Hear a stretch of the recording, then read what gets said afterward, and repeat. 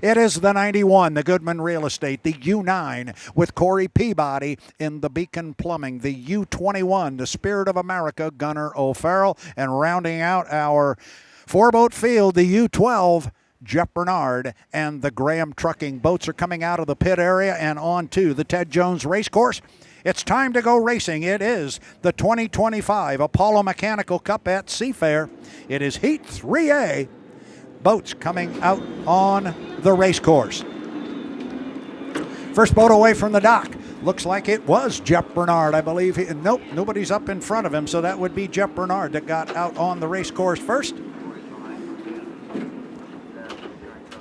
He will work his way up the backstretch with 4 minutes and 14 seconds on the clock. You see Jeff going past the log boom here. Here comes Andrew Tate, U91. He's going to come up on the inside of Gunnar O'Farrell and went past the gun dog as they were headed up the backstretch. Inside 4 minutes, inside 4 minutes.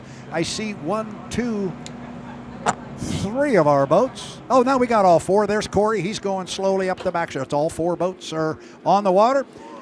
Here comes Jeff Bernard. Tanner, he's going to come down here looking at 3 minutes and 41 seconds. He's following Andrew Tate across start-finish line. Now, Andrew Tate, interesting about this course that there are not really very many designated places where they can cut the course. They can do almost all of the course except just that middle section.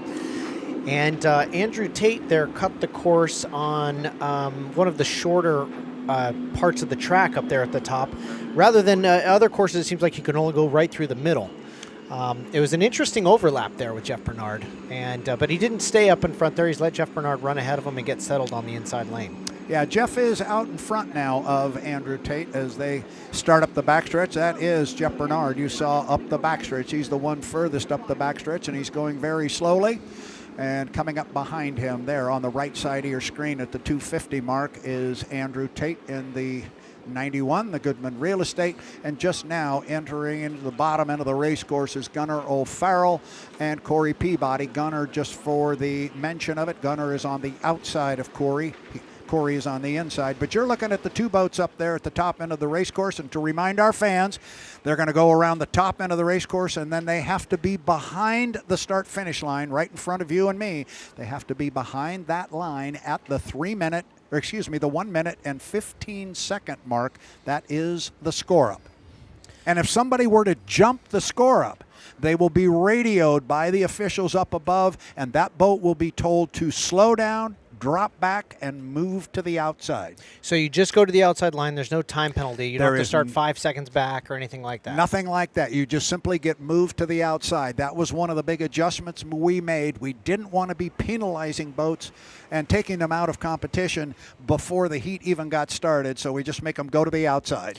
Now you notice a little bit windier today than it was yesterday, and where Jeff Bernard just was at the top of the course at the apex, the rollers from the previous lap were sitting right on the inside lane. We didn't have that necessarily yesterday, so that could add an element for whatever driver chooses that inside lane. Yeah, and you could actually see them there. Now keep an eye on Corey here. Corey's coming with a head of speed. That's the boat on the left at the top end. Have we got a leapfrog coming here? Jeff can't go anywhere, and Jeff's got about 4 seconds to kill.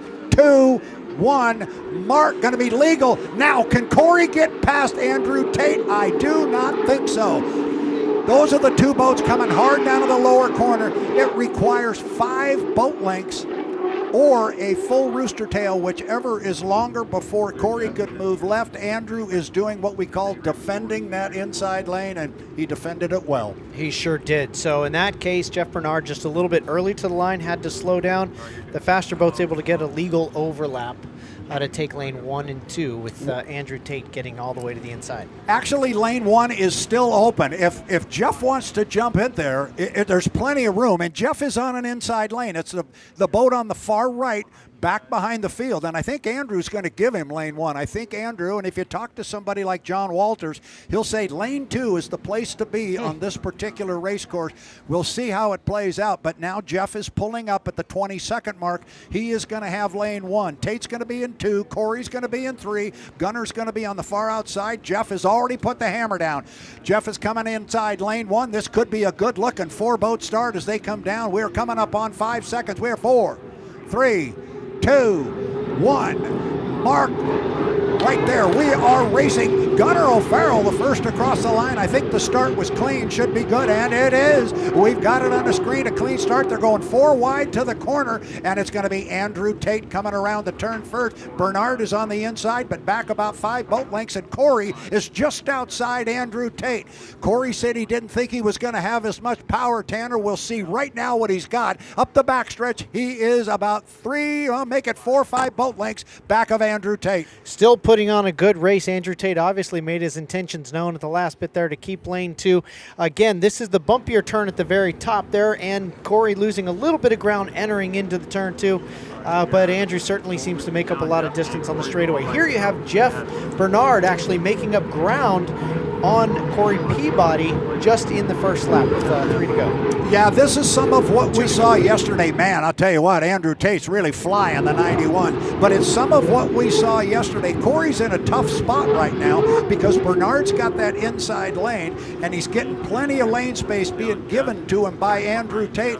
Yet Corey Peabody's having to drive all the way around both of them, so it's a big race course right now for Corey Peabody. And don't think for 1 minute Andrew Tate doesn't know exactly what he's doing by making sure he gives Bernard enough room back there. I was just about to ask you that question. Is he talking to the spotters, making sure that he gives Bernard a chance to take those second place points away from his rival in the points? That is exactly what's going on, and believe me, that's what the spotters are saying. Corey can't worry about Andrew Tate right now. He's got to try and run down Jeff Bernard, and we've come down to put 2 of 3 in the books. It is still Andrew Tate, but the race is for second place.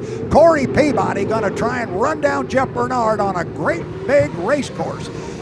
Bottom end of the race course, there you see Andrew Tate. He's got the nice, look at the amount of lane space he's given Jeff as they get to the exit pin right there. There is Andrew flying the boat up the backstretch, but it is Jeff Bernard. This is the race. He's got about 3 boat lengths on Corey. Corey wants those second place points, Tanner. I don't know if he's going to be able to get them. He sure does. It could come down to track condition as we get into the final corner of the race. You can see from that airborne shot a lot of ripples there in lane 1, but Jeff Bernard right on the inside lane goes ahead and takes some of that rough water, but shortening the course enough that he may have got the job done.